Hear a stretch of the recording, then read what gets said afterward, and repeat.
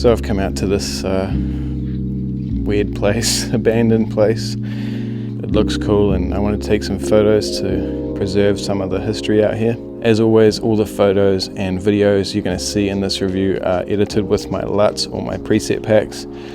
There's a link in the description if you want to support my channel, and these aren't just for making money for me. You know, I charge because they took a long time to make, but they are what I use. So if you like what's on my Instagram, these are the presets that I use to get that color. So thanks for supporting the channel, and let's get on with the review. Finally, it's come time to give you guys my review on my A7S III. This one I own. I bought it to replace my A7C, which was the original idea, and the reason I did that was because I was really only using the A7C for video. I was struggling a little bit with colors and the smaller body, and I just really wanted the better colors and low light and, you know, the pro body of the A7S III. It's really delivered in all those categories, so today we're going to talk about that. I shoot a lot of hybrid weddings, so I'm doing photo and video at the same time, and at the moment I have the A9II and the A7S Mark III. My ultimate goal was to get a couple of A1s, but I just can't afford it at the moment, and you know, it's a bit overkill. But eventually, if they come down in price, that'll probably be the plan. So talking about build and handling, I'm kind of sick of talking about build quality in general, because we can just assume that most of the Sony cameras, if not all of them now, in fact most cameras overall are really well built, and the A7S III is no exception to that.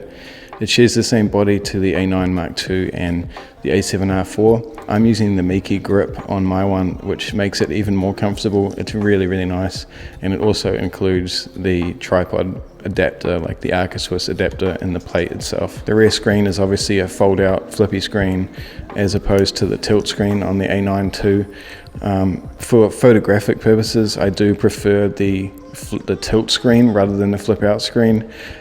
Just because of the way I shoot, I tend to hip shoot a lot, and having the fold out screen isn't ideal for me, but after using the A7S III for a while, I have no complaints, and obviously using it for YouTube with the flip out screen is a game changer for me. Obviously the A7S III has a dedicated record button on the top of the camera, which is good. I'm probably going to program it to something else, like hold down ISO or something and use the shutter button, but it's just something to note, and it's really the main difference between this camera and the A7R4 in terms of the body and the buttons. The viewfinder and the LCD screens are both really good.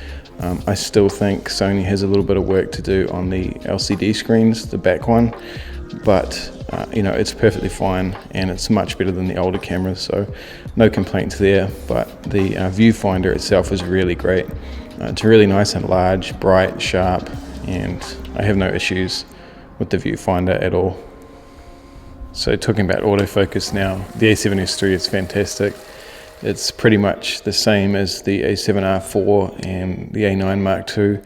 I don't see any massive difference. They both have real-time tracking for photo, which is great, and they both use eye autofocus for video and photo, obviously for photo, but yeah, it works really fantastic. The only tip in terms of video focus I have is to just turn down the responsiveness a little bit, otherwise it can be a little bit jumpy, but that solved it for me. I've pretty much come to terms with the fact that all Sony cameras are really good with autofocus nowadays. So onto video, and this is where the A7S III obviously shines. And honestly, I didn't expect such a big jump from my A7C to the A7S III, or any Sony camera I've had, in fact, to the A7S III. I was really looking forward to 422 10-bit color, but I had no idea how much of a difference it would make, and it is a giant difference. Obviously, a professional colorist or color grader can make any camera almost look really fantastic, but I have been doing this for quite a while, but I still have so much to learn in terms of color grading with video. It's very different to color grading photos, in my opinion.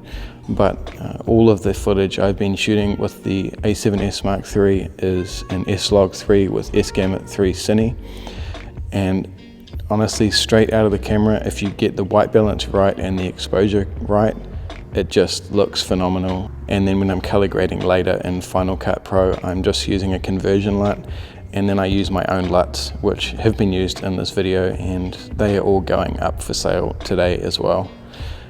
But the conversion LUTs I'm using, the main one I use is the free native Sony one that you can download on the website, and I'll put a link in the description for that.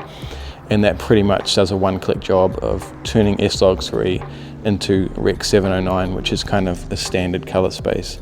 Once it's converted to that, then I use my creative LUTs over the top of that to get that flare. Now when I'm editing the footage, I am using Final Cut Pro on my 2019 MacBook Pro. It's the one with the better graphics card in it. So there's kind of 3 different image qualities you can use in 4K with the A7S III. You can use XAVC HS, XAVC-S, and XAVC-I, I think. But basically the HS is the most compressed and the I is the least compressed. Now, the least compressed the footage is, the easier it is on your computer to edit it, but you use up more memory card space. I do find the XAVC-S option is the kind of best middle ground. It edits pretty well, and I don't really have many stutters or anything, but it saves a little bit of card space, so I can get about 2 hours of footage on a 128 gig SD card in that middle range. If you step up to XAVC-I, I can get just over an hour of footage on a 128 gig card, and it edits completely smoothly, no jump frames or anything. But I suspect it's going to be even better when I get the M1 chip in the new MacBook that comes out soon. Obviously the A7S III does 4K up to 120 frames a second, and I believe it does 1080p up to 240, which I haven't tried. In terms of low light ability, it's not going to be a surprise when I say that the A7S III is just amazing in low light. So if I am in low light, I use S-Log3 all the time, but when you're in S-Log3 and you're in a low light situation, just put the camera to 12,800 ISO. When you get to like 12,800, it looks a lot better than 6,400, for example, because of the dual ISO. I'm not exactly sure how it works technically speaking, but basically when you get to 12,800 ISO, it just goes back again and becomes much cleaner. So the next thing is talking about photo and whether it's good enough, and particularly with weddings, because that's what I'm going to be using it for. And really in my mind, the only question to do with the A7S III in terms of photo is 12 megapixels enough for a wedding? So after trying it out for a while and taking a bunch of photos with it, I'm pretty convinced that 12 megapixels is going to be fine. There is some downsides to it, like I can't really crop in a lot without losing a whole bunch of quality. Thinking back to when I was on Nikon, I shot with the D700s for a couple of years and never had any complaints with the image quality, and they were 12 megapixels as well. Now, I know things progress, and with that, expectations progress as well, but as far as I'm concerned, I think 12 megapixels is going to be fine, especially as it's a second camera, where my A9 Mark II is still going to be my main body for going forward for weddings. The colors in it are fantastic. They're just as good as the A9 or the A7R IV. Really nice to edit. Now the only thing that surprised me a little bit was the low light in terms of photo. So it's definitely the best camera I've used in terms of low light photography. I haven't used all of the cameras, but in terms of Sony, the A1 is still pretty fantastic, but I just expected it to have dual ISO with photo, and that's my own foolish fault because I didn't do enough research and I didn't realize that dual ISO doesn't carry over to photo. It only works in video mode. So as I said, saying that, it's still the best camera that Sony makes in terms of low light, but yeah, it's just I just thought that it would have had dual ISO, and that was my own fault. So now I just had some points that I wanted to talk about quickly. The battery life is fantastic. The microphone port doesn't cover up the screen, so you can be filming yourself and looking at the rear screen, and the microphone port doesn't block it. I'm really glad that it has HDMI out, and it's a full-size HDMI out cable, which is great. I use that in my YouTube studio at home going into a 4K monitor. The mechanical shutter is really nice and quiet. In terms of overheating, it doesn't overheat at all. I have never had it overheat or even give me the warning, even with recording one clip for over an hour in 4K 60p, so I don't think it's going to overheat at all. And it has no record time limit, so that's fantastic for ceremonies and speeches or anything where you want to record like a long format video. It doesn't have a 30-minute record time limit, which is great.